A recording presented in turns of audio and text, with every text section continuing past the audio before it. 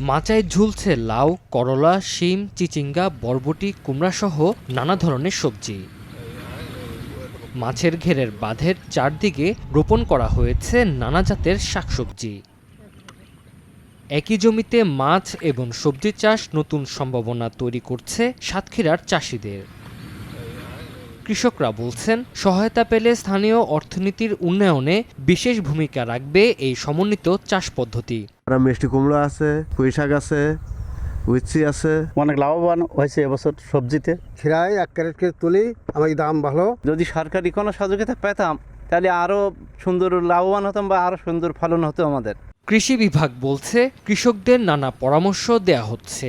বর্ষাকালে সবজির যখন সরবরাহ বিভিন্ন এলাকায় থাকে না, তখন সাতক্ষীরা সেই সব এলাকার মানুষের জন্য সবজি সরবরাহের একটি উল্লেখযোগ্য স্থান করে নিয়েছে। জেলা কৃষি বিভাগের তথ্য মতে গত বছর জেলায় 940 হেক্টর ঘেরের বাঁধে সবজি চাষ হয়। চলতি বছর তা বেড়ে দাঁড়িয়েছে 2038 হেক্টরে।